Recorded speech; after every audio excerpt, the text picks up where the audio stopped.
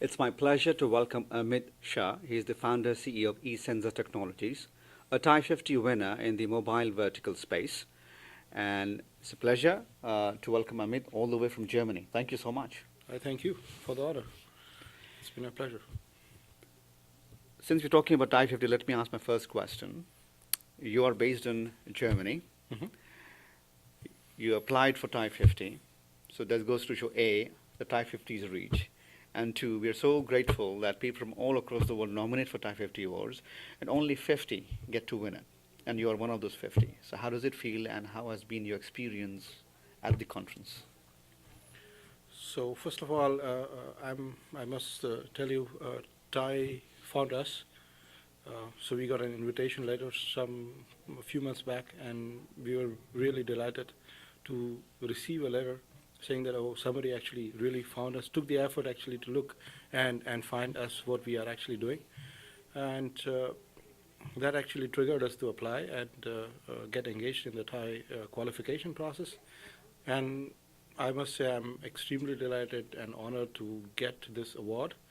I feel like there's a big recognition that has been given to us and our company, and our efforts have been recognized. And I feel this is also very special because sitting in a part of a world which is actually not heavily entrepreneur networked, such kind of networking events could actually help push or help nurture further entrepreneurism. And I believe this is something that we could actually only help grow the economy in general. And experience here in this first day that I've been here has been great. The networking that we could do and the contacts that we have been able to make are phenomenal.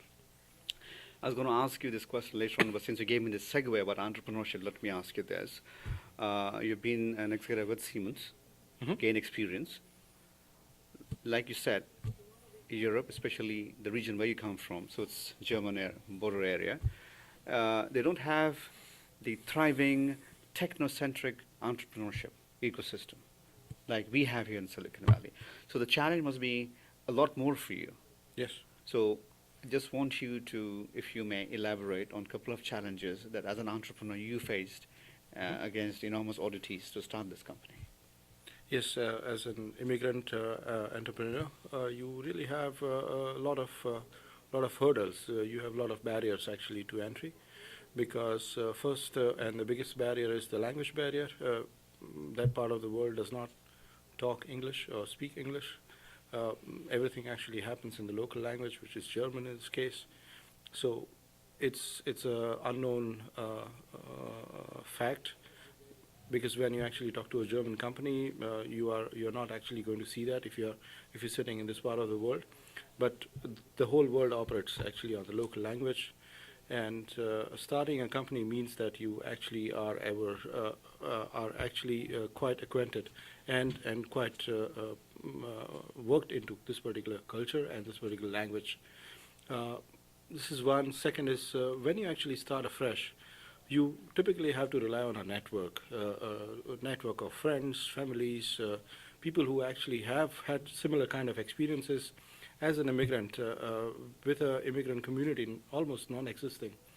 Relying on somebody or having a chance to call somebody and say, hey, I have a problem, do you know how to actually solve this, was not there for us.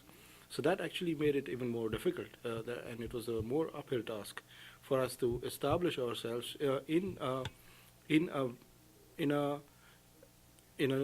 very, very technologically advanced market, and build a product and introduce and bring that in market, and get the customer confidence that we can really deliver.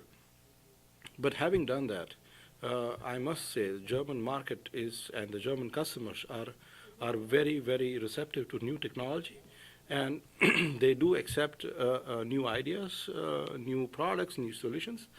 And if you can prove that you are actually good and you can actually deliver on your promises, you can really establish yourself very well in a customer, and you can build a very long-lasting relation It takes time to start up. It's not like it goes from 0 to 100 in a matter of weeks or a matter of months. It takes you a couple of years.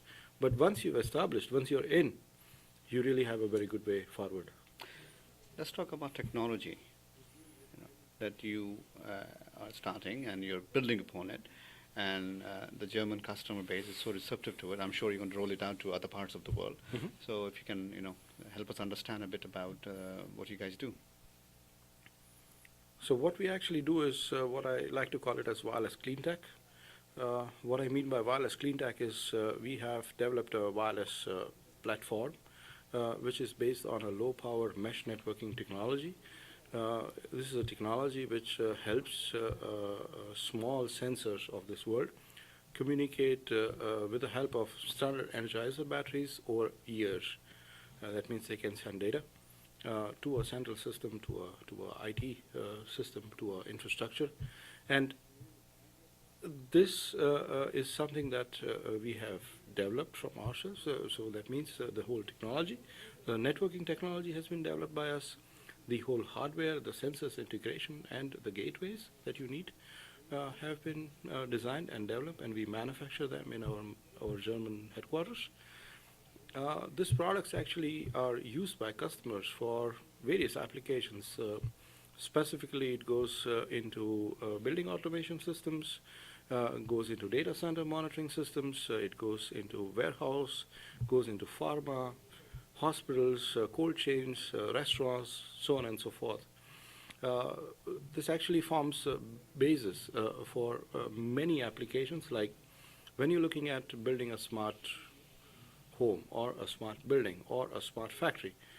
You need kind of a connectivity into your home, into your building, into your factory, and that's what we help our customers do. So I want to again come back to the entrepreneurial challenges. I know we talked broadly about the geographical and the local regional challenges, but personally for you, as a technologist and then coming to entrepreneur, what were, if you may share with us, a couple of challenges, so it helps better, how should I say, learn for the aspiring entrepreneurs out there. Taking technology, starting an enterprise, personally. Personally, it's a big challenge because it means that you are actually shifting gears from an 8 to 5 job. It's a job that you actually take, which is no weekends, which is no vacation days, which is no end time. You are always on the job. You are always doing things, and that's a huge change, not only for the person who decides to go for the business, but also for the whole family. So if the family is not able to actually also cope up with this kind of a change, it is difficult to continue onto such kind of endeavors. Second challenge is that you really need to have a lot of patience. You will have moments of uncertainty whenever you are having a startup. When you say, okay, will it actually go further or not? Do you think I have actually reached a point where it just will not go anywhere further? And there will be times when you'll be sitting in office at 2 in the night and thinking, hey, what did I get myself into? But if you are patient, if you actually believe in your strategy, if you keep your cool, if you actually just ensure that you don't try to move from your way away, I think success will surely come. It's a very difficult path, but it's a path which actually, when you reach that success, you really would enjoy those success moments of success. Well, Amit, I wish you the very best, and I hope the success comes to you sooner rather than later. And thank you so much again for coming all the way. I thank you.